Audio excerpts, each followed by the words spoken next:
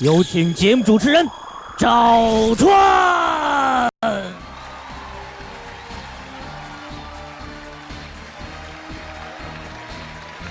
谢谢现场的观众朋友们，谢谢大家。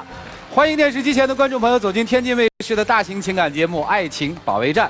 我们的节目是由保湿护肤领先品牌伊贝诗冠名播出的药保湿伊贝诗弹润保湿水，要旅游找途牛。节目首播期间，打开途牛客户端，赢323途牛旅游节100元现金券。如果你想参与我们的节目，可以关注伊贝诗的官方微信或者伊贝诗线下销售网点进行报名。现在，请扫描屏幕下方的二维码，添加爱情保卫战的官微，即可网上报名，了解更多的情感故事，并且与我们的情感专家在线互动。打开微信摇一摇电视，进入到爱情保卫战的互动页面，100万红包等您来拿。今天我们请到的老师是谁呢？他们是著名的节目主持人马老师，欢迎马老师。华谊嘉信的副总裁曲老师，欢迎曲老师。爱情导师涂老师，欢迎涂老师。电视机前的观众朋友，现在请拿出手机，扫描屏幕下方的二维码，下载万事达手机客户端，进入到天津卫视的直播聊天室，边看边聊。直播过后，也可以通过天津 IPTV 网络电视或者万事达手机客户端继续关注本期的节目内容。好了，了解一下今天的第一对嘉宾朋友的基本情况，请看，到底需要用什么东西来弥补？有些人说，那要看这个错误犯的是大是小。今天就有一个人说我错了，另一个人说我原谅你，可是在生活里，这个错误变成了他们之间最大的痛。掌声请出他们，掌声有请。男嘉宾小孟27岁，来自湖南，技术员；女嘉宾小曹24岁，同样来自湖南，是一名文员。来，有请两位，有请。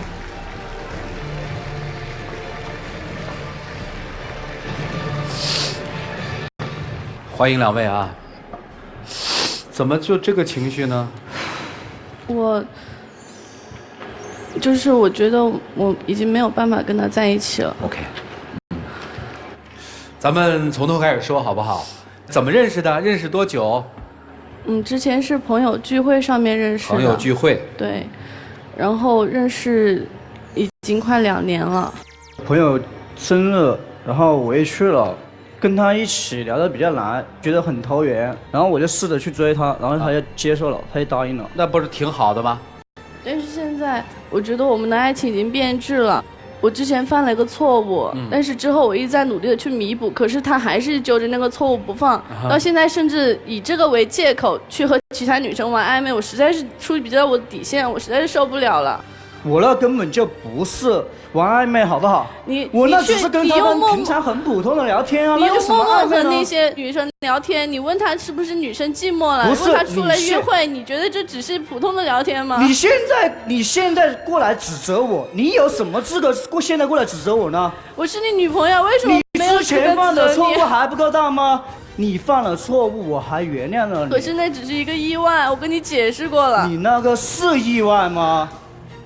你之前跟那个大伟的时候，你常跟他联系，你跟他联系的时候，我也跟你说过了，我只是崇拜他，对他没有男女之间的那个爱情感情。如果你跟大伟只是普通关系的话，我根本不建议。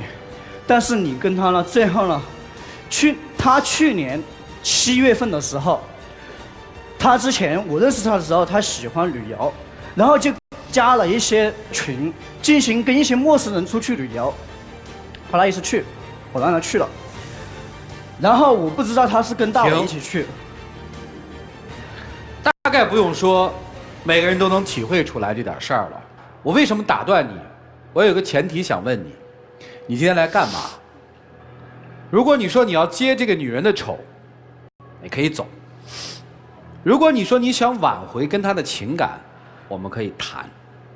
你来干嘛？我只是觉得。他本身犯了错误。你来干嘛？我是不同意，他跟我不同意。你不愿意跟他分手？是的。那我们再说白了，就是这个女生在跟你交往期间，做了男人无法容忍的事情，可以这么说吗？可以。然后这是多久之前的事情？ 8年前。你能原谅他吗？如果你能原谅他，你就原谅他好喽。如果你不能原谅他，你跟他分手。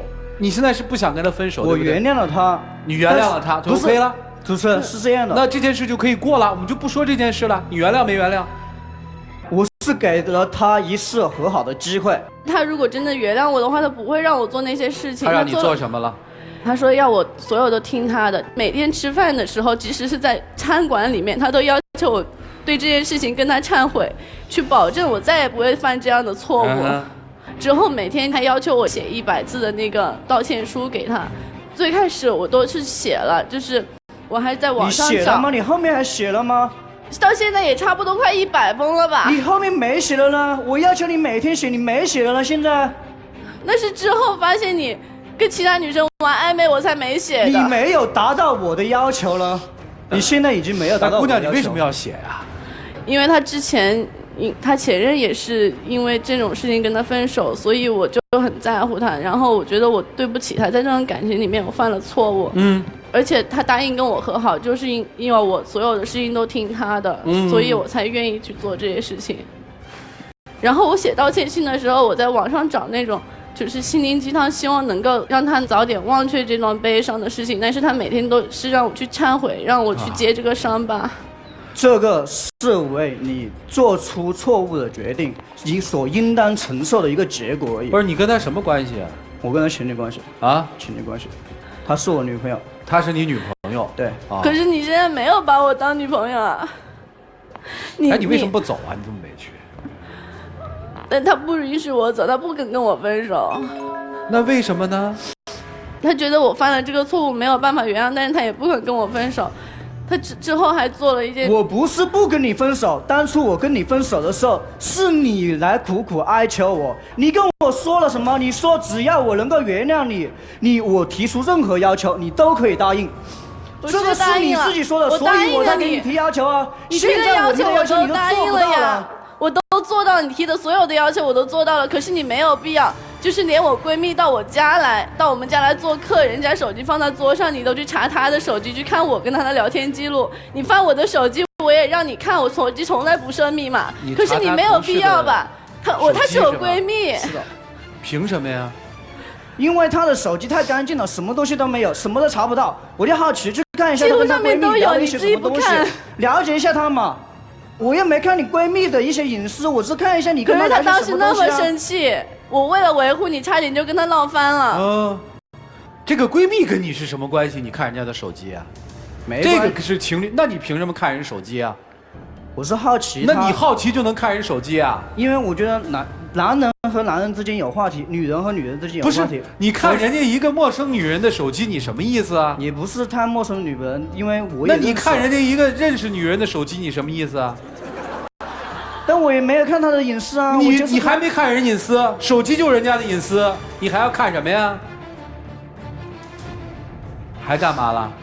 他有一天早上起来，他说要做梦了，然后他就跑去营业厅去查那个记录，查我的通话记录，然后每一条的来问我，完了之后查手机、查电脑，就这样。你说只是做了一个梦，他就这样子查我。我希望你做一些事情能够信任我，但是你还是。我后来还是查了东西出来了啦。你那时候不还是用那个网站继续浏览一些信息啊？你不是说好了跟他们断绝任何联系了吗？自从那次之后，我跟他们都没有联系，他们也不理我了。但是我喜欢，就是旅游是我的爱好。我在家里除了每天上班，就是除了上班以外，下班之后我就。你们纠结什么就分手呗？你心里又难受，你也难受，你们干嘛不分手啊？他当时做出了事情，我要分手，他不愿意分手。现在要分手，他一句话分手，我就应该跟他分手。我不分手啊，我就是不分手啊。那你要怎么样呢？我不想分手。不是，那你要怎样？我觉得这除了不分手可以，不分手之后你要怎样？不是主持人，我跟你说，你看你也是一个男的是吧？如果说你遇到我这样的事情，我很大度的原谅了他。我觉得就是2点啊。第一点，你不原谅，你离开；第二点，你原谅了就不要再提 ，OK 了？不是啊。主持人，我问一下，你作为一个男的，你觉得这个事情你就简单的说一句好吧，原谅你了，以前没发生过，可以吗？可以啊。我觉得不可以啊。为什么？他发生了事情，他做错了事情，你离开他呀。但这件事情干什么？你就拿这个东西，你要弄他一辈子吗？你折磨你和他自己有意思吗？要不然你原谅他，要不然你放人走，你有什么权利这么去折磨他呢？我觉得这个不是行吧？那你怎么着？不是说你现在跟女生聊天吗？聊什么呀？就是聊一些很平常的事情，是吗？但是大多时候并不是这样的。聊什么呀？他就问那美女的，你有没有时间出来吃个饭啊？有没有时间出来看个电影啊？然后还去加别人的微信啊。我那只是好玩，我说了那只是好玩。好玩吗？因为好玩吗？不好玩。好，现在我认为你做错这件事儿了。每天麻烦你给我写一个100字的忏悔书，你做得到吗？做得到啊，做得到。我觉得做错了事情，我过来，你我应该做错了吗？忏悔啊。你做错了吗？我没错啊，我觉得你没错啊。我不觉得我哪里有错啊。你没错是吧？是啊。你难受吗，兄弟？你有没有意识到你这样其实挺折磨他，还挺折磨你自己的？因为有时候你也会哭，我对吧？很困惑，知道吗？本身这种事情作为一个男的发生在我身上，我真的我可以原谅他，可以接受他，但是总是别扭。是的，感觉就不是以前那种感觉，找不到刚开始的那种感觉。那就放他走啊。但是我也舍不得，我真的舍不得，因为我自己我年龄也这么大了，我也要考虑以后的生活嘛。受得了吗？你觉得我犯了错误，你要我做什么我都做了，但是你没有必要再去，就是说，在我闺蜜那边还让我难做，而且还有就是，最主要就是还跟其他女生去玩暧昧，我觉得我完全受不了这个。真的想要这份感情吗？想。你们看怎么办吧，老师们，一起进入丘比特问卷。我眼前是一个既可恨又可怜的男人，用惩罚别人来缓解自己的痛苦，是最愚蠢的一种做法。仿佛能够泄自己的私愤，惩罚了他，但其实一点用没有。你因此心里好受一点吗？我只是你解决了问题吗？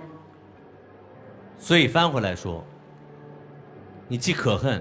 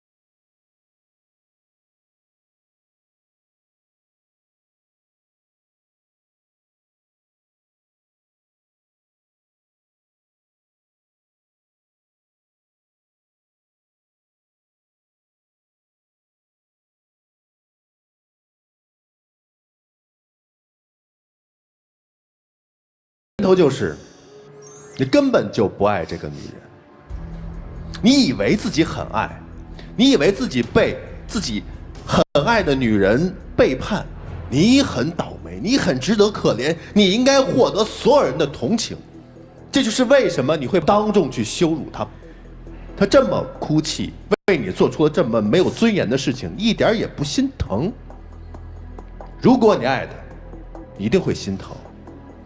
如果因为当时你自己不能调节自己的心态，你去做出了过分的事情之后，你一定会后悔，你一定会心疼，你一定会改。你有吗？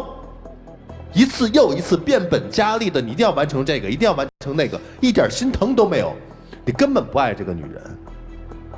所以是时候自己调节，自己跳出这个怪圈，自我解脱呀。你自己可能心里还会好受一些，何必伤害呢？女孩，你有值得要去改进的地儿。他是误解了自己占有和爱之间的区别，自己把自己固定在了一个怪圈里头，无法自拔。而你同样也是，你没有自控能力，不够自爱。如果你有足够的自控能力以及自爱，你不会给那件事情发生的一个机会。你应该有识别这些危险啊、尺度啊、分寸啊这些的能力，可你没有。马上你又一个能力的丧失又显现出来了，你没有一个自爱的能力。这个人，甭管你多爱他，甭管你多么自责，因为做了对不起他的事情，也不能丧失你的尊严。你是一个人，一个独立的人。如果这个人没有尊严，没有自爱的话，别人爱你什么？他只能是在你的屈服当中，在你的一步一步退让当中纵容自己，让自己越来越过分。所以，面对这么样一个人，一定要自尊自爱，然后增加自控能力，才能让自己在日后的生活当中不受到任何人的伤害。明白吗？所以这件事情是给你们两个分别的一个教训。好，谢谢。托老师，爱会让一个人疯狂，会让一个人嫉妒，也会让一个人内心扭曲。你们俩都被爱所扭曲了。男生的确做了很多不尊重而又伤害的一些事情，但这事儿换任何一个人心里也难以放得下。所以我们被爱扭曲了。他最大的问题恰恰在于，他想说宽恕，却又宽恕不了。就像你时常跟他说“求求你原谅我”，他说“我恕你无罪”，但一个“恕”字，已经说明你是有罪的。你一直问主持人说，如果是你，你会怎么样？要这事儿在你这儿就是一疙瘩，永远翻不过去。我觉得你们之间还是有爱，如果没有爱，不愿意这样去折磨彼此。但问题是在于，你一面让他难受，一边把自己也折磨得一塌糊涂，这是为什么呢？为什么要这样？你只是这一点没有想通而已。那我想问你，如果今天不分手，什么时候是个头？什么时候这一篇你能翻过去，你能把沙子揉碎在眼睛里？其实你回答不出来，你不知道这个心理过程什么时候才能真正的完成。那既然不知道，既然曾经在一起爱过，既然也惩罚了他这么久，那为什么还不放手？舍不得。舍不得，很多东西都舍不得。人活一辈子，有太多的东西都舍不得，最后还是舍得了呀。如果你老是谈舍不得，那你就太自私了。其实他也舍不得，他如果舍得，他就不会去受你的欺负，他也舍不得。但两个舍不得的人在一起，如果这边就是翻不过去，再舍不得在一起，那就一起死。放过他，也放过你自己，好不好？跟别人说一声对不起。就这样。今天其实我们在这个个案里面给我们最大启示的是底线，对吧？每个人有每个人自己不同的底线。我给你一个建议，要不然就好聚好散，该认错要认错；要不然就真的原谅，为爱，再给彼此一个机会。想清楚，别再胡闹了，好吗？女生，错确实是错的啊，没有管理好，但是不因为这个而让自己失去做人最基本的东西。你已经失去了，不能再失去了。记住啊，来吧，黄金60秒。我觉得可能确实是我走不出这个结，一直在我记忆里面，导致我甚至做梦都可以梦到这件事情。我知道我一直做这些事情，希望你能够慢慢的开始相信我。因为我从行为上面就去改变了，也去向你认错了，然后给了你这么长的时间，有半年时间了，我都一直在给你机会。不管怎么说，我还是要跟你说一声对不起。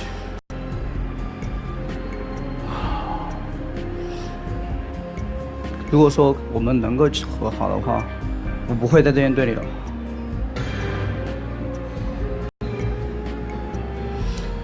这小子说那声对不起的时候，心里一块石头才落下来。两位请回吧，谢谢。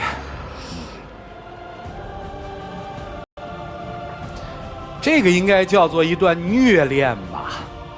啊，挺虐心的。来，请关门，请关门啊！马老师，觉得这臭小子今天会放手吗？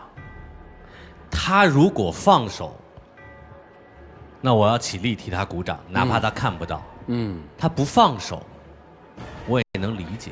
反正我觉得很难，就可恨可怜，你知道吗？对，啊，曲总，你觉得他会放吗？会放吗？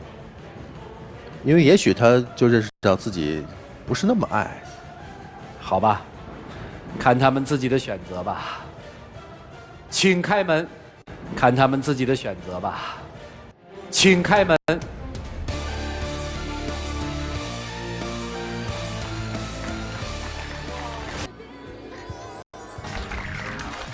我们是从湖南上大学的时候认识的，当时他对我的照顾无微不至，我非常的感激。所以毕业的时候，我想把他一起带到天津来，我们一起发展，一起生活。他为了让我跟他回天津，向我承诺，他家里会给我安排工作，而且还会为我们准备婚房。我当时没考虑太多，只想，只要跟他在一起，就一定会幸福。我来到天津之后，才发现他之前说的所有信誓旦旦的承诺，全是谎言。我对他的那些承诺都是真的，我很爱他，我一定会娶她的。我知道他背井离乡也很委屈，但是我希望他能给我一些时间。我来天津已经2年了，我还要给他多少时间？他从来都没有为答应过我的事情做出任何努力，我再也不会相信他开的空头支票了。接下来让我们用掌声请出这一对，掌声有请。男嘉宾小李24岁，来自天津，是一名文员；女嘉宾小唐24岁，来自湖南，是一名文员。来，有请，有请两位，有请。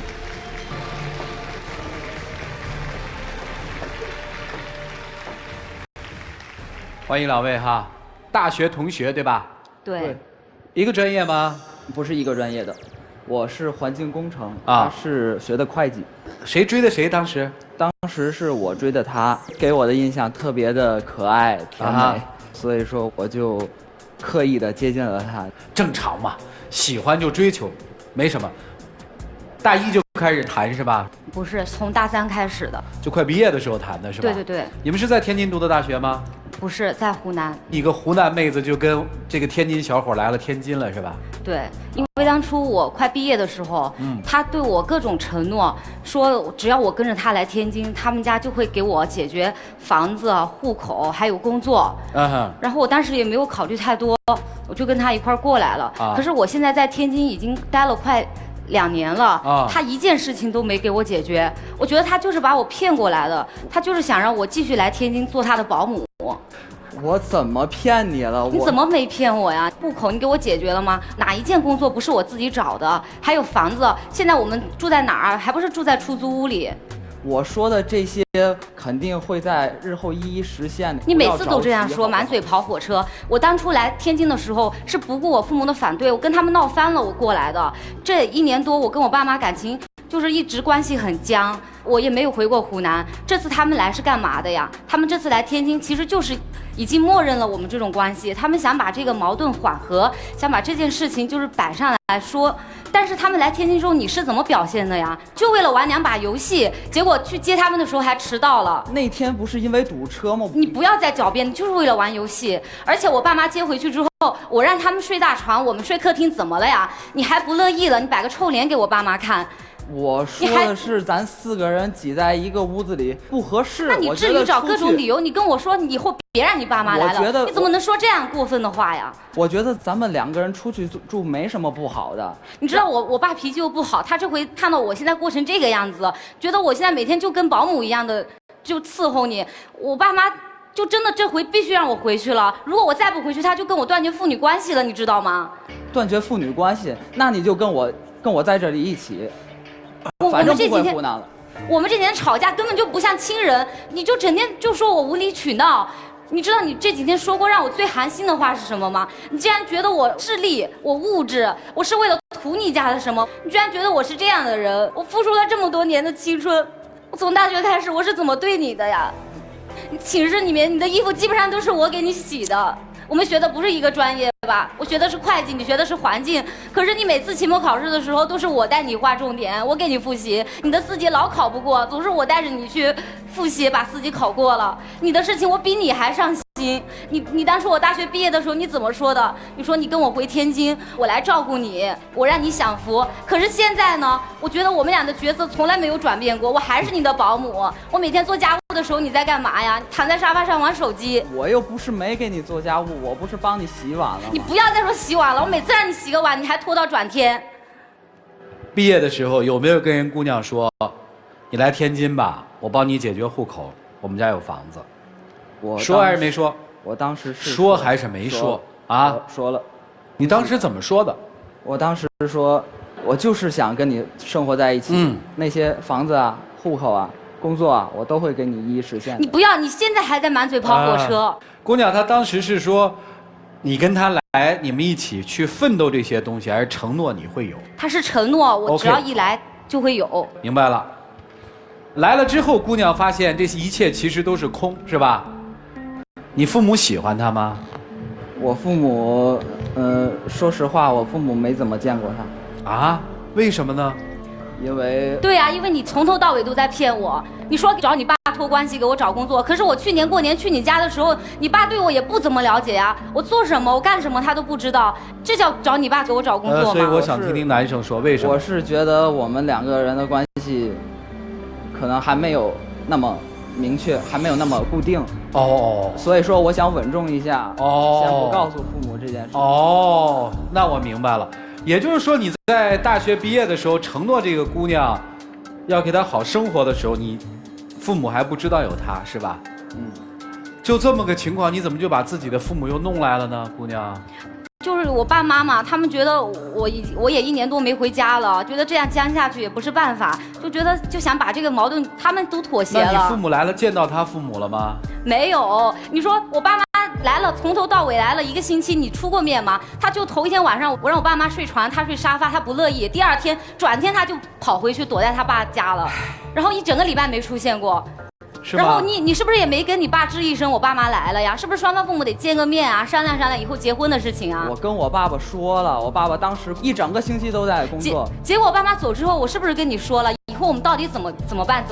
结果你说我势利，我付出了这么多，结果你把我的包扔出门，你说让我滚回老家。我当时不是因为正在气头上吗？我关上门之后我就后悔了。行，今天谁要来的？他要来了。来干嘛，姑娘？我觉得我跟他过不下去了，我现在真的不知道怎么办。我现在的工作压力特别大，我没法跟他说。而且我父母那边，因为他好幼稚，他整天就只有想着他自己啊。我爸妈那边跟我决裂了，我朋友也看不起我了，我现在回不了头了。怎么回不了头？要娶人家吗？要。啥时候娶？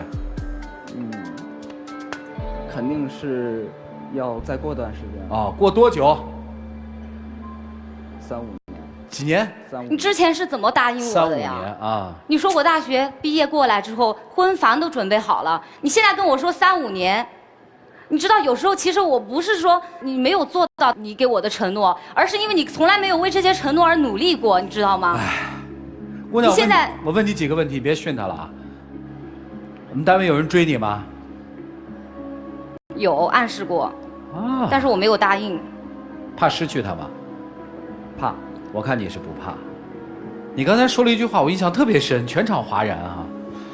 女生说我父母要跟我决裂，她说那正好啊，你就可以留在天津了，是你说的吧？对。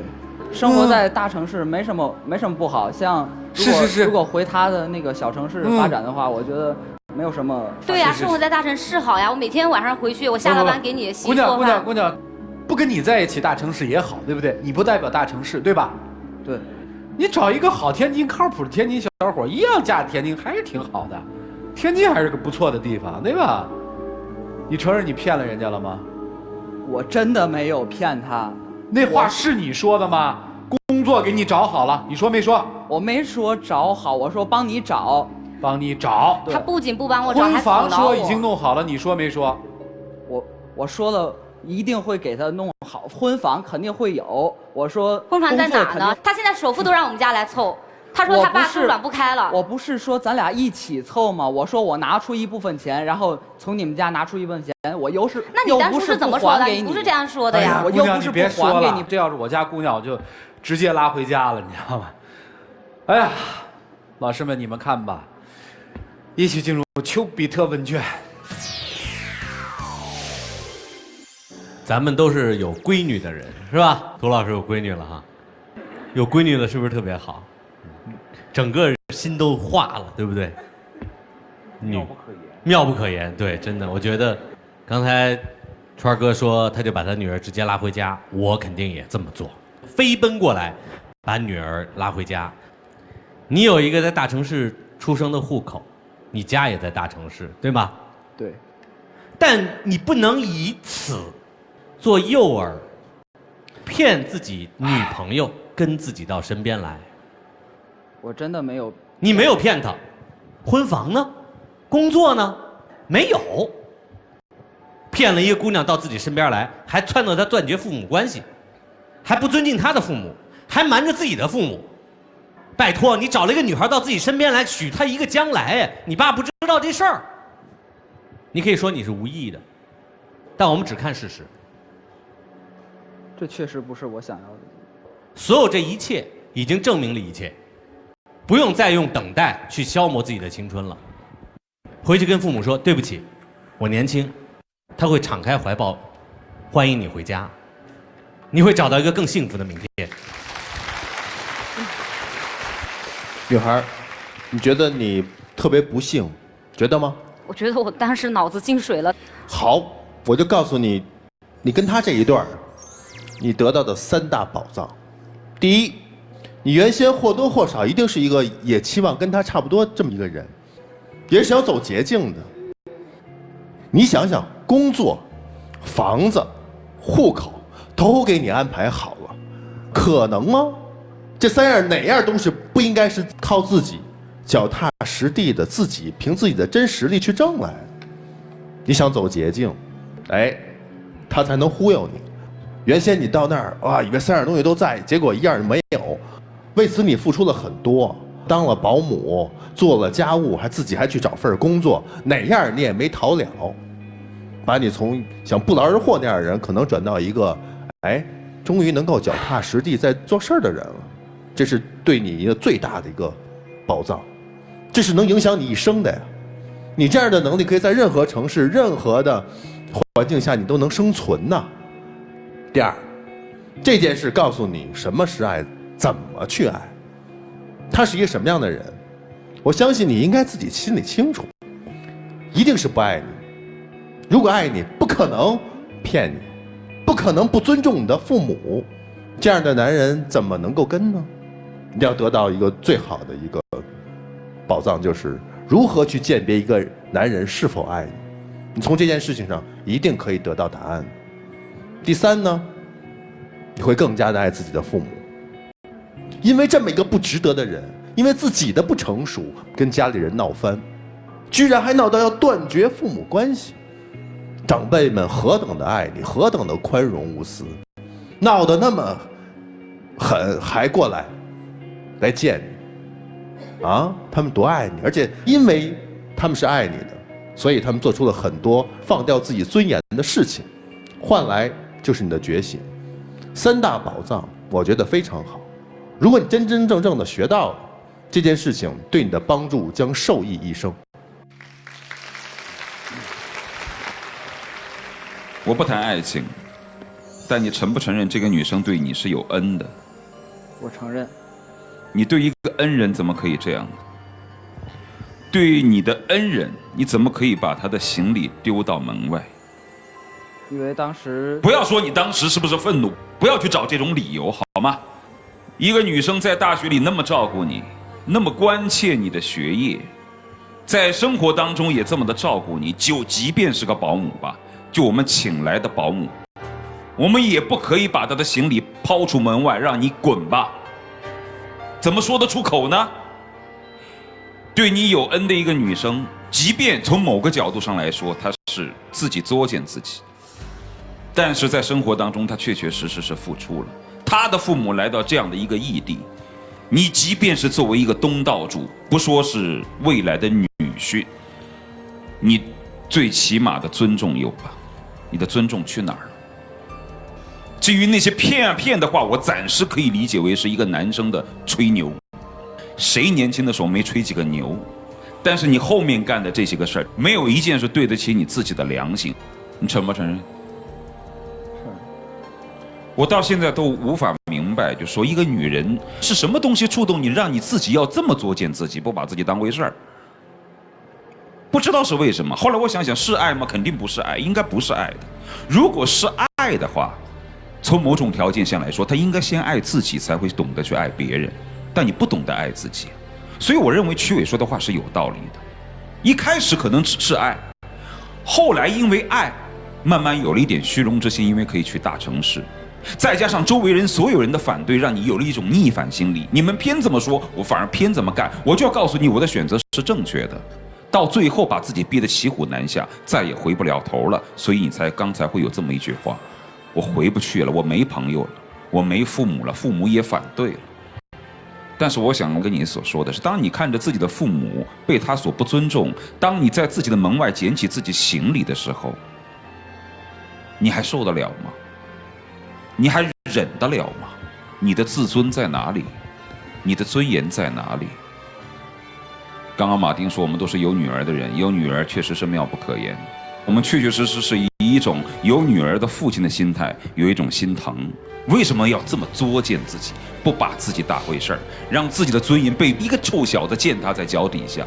为什么？一点都不值啊！回湖南去，又或者是在天津找份自己的工作，好好过自己的生活，把过去的这段都忘了，那将成为自己生命当中的一个过去。我相信，如果经历了这样一个错误，你能走出来的话，大致在你接下来的日子里，在爱情上应该不会犯太大的错。祝你一路好运。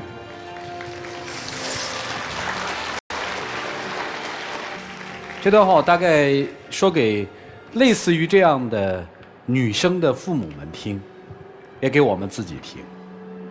万一这件事就降临在我们自己的身上，做父母的要做的第一件事情是抱抱孩子，给他力量，让他重新开始。所以对每一个孩子来说，包括你，我相信你的父母一定会觉得我怎么培养了这么一个儿子。我想说的是，不要责怪，越是在孩子难的时候，希望做父母的能抱抱他们，希望父母还是一个平静的心，能够好好的帮助这个孩子，不让他继续的沉沦下去。所以我想说的话就是说给天下的父母，当我们的孩子真的碰到这样的困难的时候，所有人都可以放弃他们，但是我们不能。在这个时候，他们需要的反而是我们对他们加倍的爱和呵护，因为我们是他们的父母。姑娘，好好的，谁没过一场失败的恋爱呢？可是我们还得继续往前，未来一定是特别美的，因为你经历了。小子，没关系，如果通过今天的节目让你明白了人生最真实的东西，重新开始，我觉得也是挺好的。我倒希望你能记住这个女孩，记住你这段荒唐，你未来的人生可能就好了。祝你们两个好运吧。黄金60秒。也许我说的那些话确实是在吹牛，也许我说的那些话确实有点过，但是我确实是非常非常的爱你。我想说的就是我不能失去你。你知道吗？其实你说的房子也好，户口、工作什么的，其实我根本在乎的都不是这些。我觉得我们可以通过自己的努力去达到这些，可是我从来都没有看到过你的努力。你想事情从来都是那样幼稚，你从来都只考虑到你自己。我对你太失望了，我根本看不到我们的未来。如果说你再给我一次机会的话，我一定会履行我的承诺。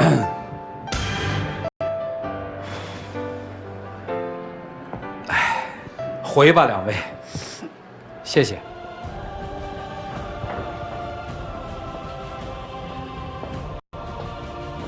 来，请关门。我们今天看到了这样一段感情吧，不用爱情来说，我们看到了这样一段感情，大家已经很清晰，并且非常快的在这个当中找到了谁对谁错，谁是谁非。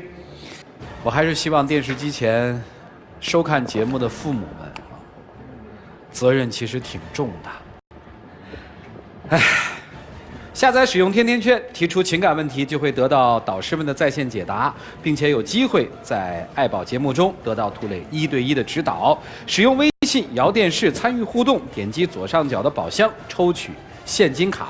关注我们的节目信息，请关注新浪娱乐、腾讯娱乐、搜狐娱乐、网易娱乐、凤凰娱乐。欢迎大家登录优酷、土豆、腾讯视频、搜狐视频、乐视网、PPTV、巨力、爱奇艺收看节目的完整内容。接下来我们就来看看这两个年轻人自己的选择吧。请开门，请开门。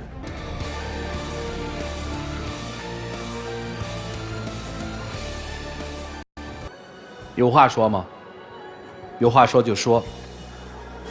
第一，觉得我对不起他。第二，我觉得我对不起他的父母。第三，我还对不起我的爸爸妈妈。我对不起你们。我特别感谢刚才3位老师对我说的话，我觉得他们点醒了我。虽然我放弃这段3年的感情，我很不甘心，可是我觉得这对我们俩来说都是一种解脱。我会像涂磊老师说的那样，重新回湖南找一个好的工作，重新开始我的生活。我也希望他以后能够找到一个好的归宿。这一段我们应该不要叫爱情保卫战，我们把它当成一个教育课堂吧。接下来我们一起进入到伊贝诗爱情保鲜剂。涂老师，天天圈的用户提问说，女友说她因为我最近想考研感到自卑，说会拖累我，还说我们没有共同语言。最近她说让我们彼此不要联系了，彼此好好想想，我该怎么办？你不可能不考研吧？一个人的自尊心不能靠别人来维护，即使你不考研，小心地维护着他的自尊，这样的日子什么时候是个头呢？如果爱一个人，就希望他应该活得更好，而不是把他拉到与自己同样的一个层次来拖他的后腿，而应该是希望他越走越远，越飞越高。好，谢谢涂老师。我们的节目是由保湿护肤领先品牌伊贝诗冠名播出的，要保湿伊贝诗弹润保湿水，要旅游找途牛。首播期间打开途牛客户端，赢323途牛旅游节100元现金券。如果你想参与到我们的节目中，可以关注伊贝诗的官方微信，或者到伊贝诗的线下销售网点进行报名。要谢谢现场的观众朋友，感谢电视机前的观众朋友的收看和陪伴。下期节目我们再见，谢谢大家。传递生活正能量。